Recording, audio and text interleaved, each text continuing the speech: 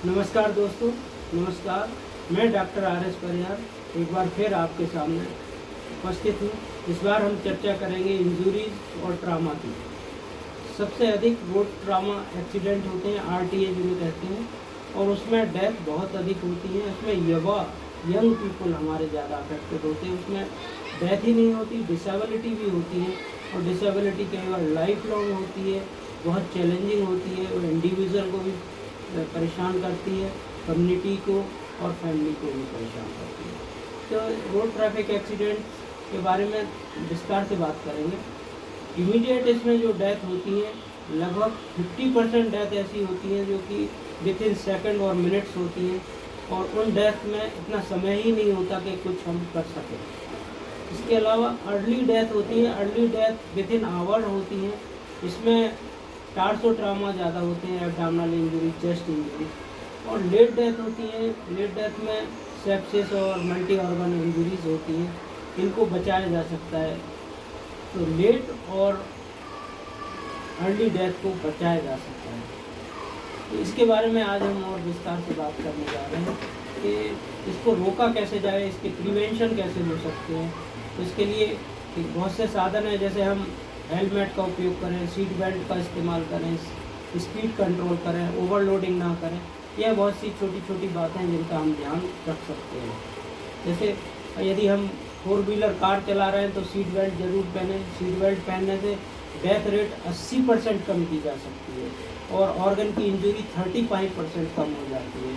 इसी तरह यदि हम हेलमेट पहनते हैं तो हमारी फैटल हेड इंजरी और फेशियल इंजरी यह भी काफ़ी कम हो जाती है।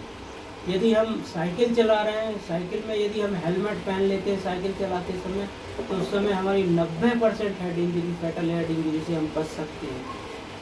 यदि हम स्पीड को कंट्रोल करते हैं, स्पीड नियंत्रण में चलाते हैं, और दवा, कोई ड्रग्स जैसे अल्कोहल है, सर्दी खांसी जुकाम की दवाइयाँ हैं, मानसिक रोग की दवाइयाँ, एपिलेप्सी की दवाई, ये दवाइयों का ड्राइविंग के समय हम सेवन ना करें, क्योंकि इनके इफेक्ट से ड्राइविंग हमारी प्रभावित होती है। इसके अलावा हमें पीरियोडिकली अपने विज़न को, नज़र को भी चेक कराना चाहिए। जैसे डायबिटीज़ है, डायबिटीज़ में कैटरेक्ट बहुत कॉमन है और वह रात की ड्राइविंग को अफेक्ट करता है।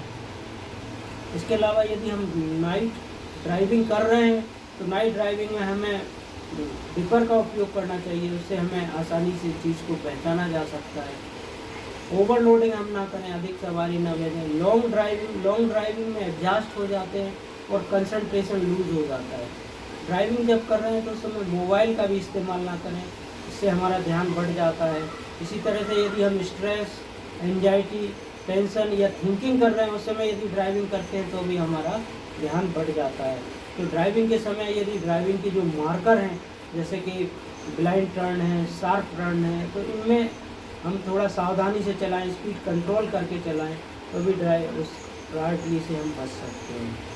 इसके अतिरिक्त दोस्तों, ज़्यादातर रोड ट्रामा एक्सीडेंट में ब्रेन डेथ होती है। ब्रेन डेथ में मेरा ये सुझाव है, वैसे ये बहुत ही दुखित घटना होती है। ब्रेन डेथ में हम ऑर्गन डोनेशन कर सकते हैं। ऑर्गन डोनेशन अंगदान महादान कहा गया है।